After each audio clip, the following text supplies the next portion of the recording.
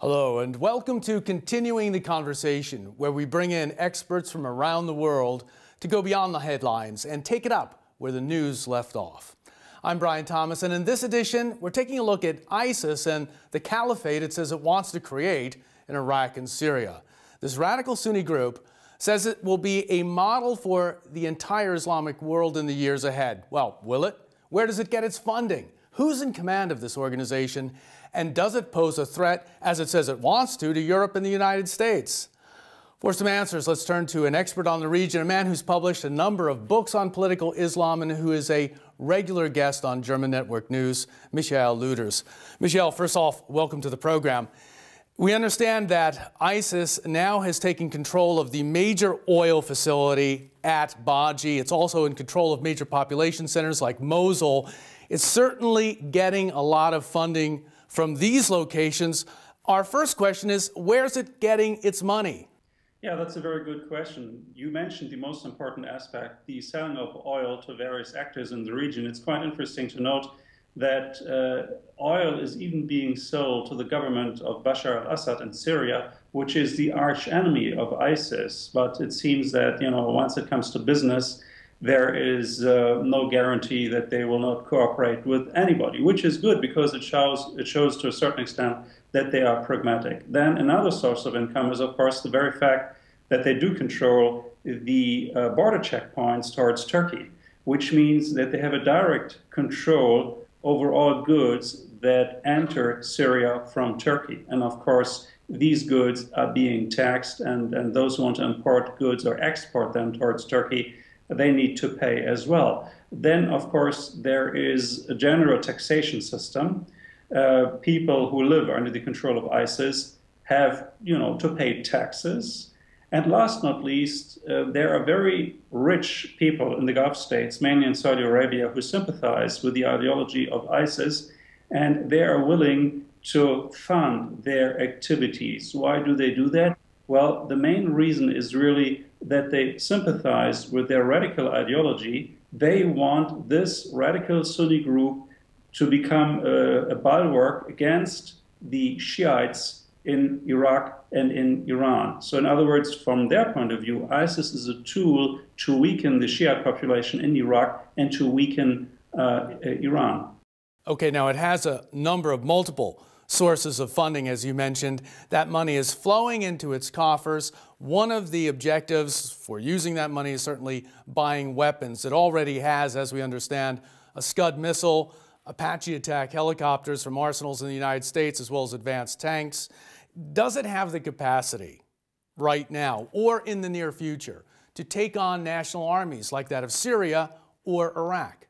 Well, in fact, they already do. I mean, ISIS is the most serious challenge to the government of Bashar al-Assad, and at the same time, they have overrun government positions in Iraq. Of course, they are very much profiting from the fact that the Iraqi army is not really willing to fight, mainly due to the fact that this army, the Iraqi army, is corrupt. And why should a normal recruit who is being paid $50 to $60 a month risk his life fighting ISIS fighters who earn between $300 and $400 a month? Quite on the contrary, ISIS invites ordinary Sunni soldiers from the Iraqi army to join ranks with them. And many people do that because they are being paid much better. And in Syria, again, it's quite interesting to note that theoretically, the regime of Bashar al-Assad would be able to fight ISIS, but he doesn't do so. Why? Because he realizes, Bashar al-Assad does, that ISIS is becoming a serious threat for the region and also for the Europeans. And he is hoping for Western countries to really readdress him, come to him and say, look, we want you to fight ISIS. You are the man who can do the bloody business. And as a reward, we accept you as the ruler of Syria. Bashar al-Assad is waiting for that type of deal, and he is really the big winner of the ongoing crisis, apart from the Kurds in northern Iraq. Okay, now one prism that could simplify our view of the situation is perhaps oil prices. Is ISIS capable of putting oil production, if not in certain parts of Iraq completely out of commission, pulling back the scale of production and oil exports from Iraq, the world's second largest producer? Theoretically, yes, they would be able to do so. And in fact, oil prices have risen sharply over the past 4 weeks. But nevertheless, I don't see this as a major point of their agenda. Why should they do so? They would be more interested in selling oil and fill their coffins. And I think this is what they're really interested in. They will continue to sell oil from Iraq, from Syria, but they will cash in themselves. I mean, it's a huge source of income for them. And that's really a very worrisome aspect. The fact that ISIS is really the best funded of all terrorist organizations worldwide. Okay, now what about the West? Are we in danger of being attacked by ISIS? Could there be an attack here in Berlin, for example? Well, theoretically, definitely. But this is really medium-term thinking. For the time being, it's mainly the Iraqis and the Syrians who suffer from the onslaught of ISIS and their military success. But indeed, if things continue to deteriorate in that pace, we will see a terrorist problem, and security services in Europe are very worried about jihad fighters coming from Europe, moving towards Syria and Iraq, and learning how to build bombs, learning how to plant them in public buildings, for instance, and then return to Europe and go for terrorist attacks. This is really a serious threat to be taken very seriously, but there is no indication whatsoever for the time being that this threat is imminent.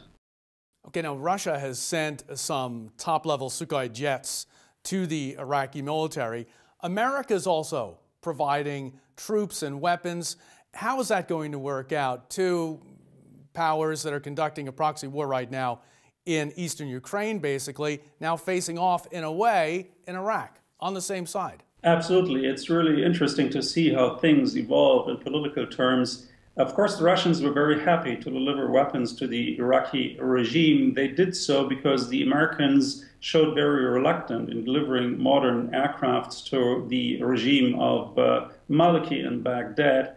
And also there's a technical problem. There are barely any Iraqi pilots who are able to fly American gunships or military airplanes. But the older Russian models are very well known to the Iraqi military, and they're able to fly them themselves. And indeed, as you mentioned, it's quite interesting to see that Russia and the United States, plus the United States and Iran, do share a common interest. They don't want ISIS to get stronger and stronger, because ISIS is also a threat to Russian interests in the region, mainly in view of the very unstable region of southern Caucasus, where there are many Sunni-based Islamic fighters who are keen on fighting Moscow within its own borders. Before we go, one last question, Michel. What does the West need to do over the next 3 to 6 months before ISIS becomes entrenched and before it becomes much more difficult to move it out of its positions in Mosul and elsewhere?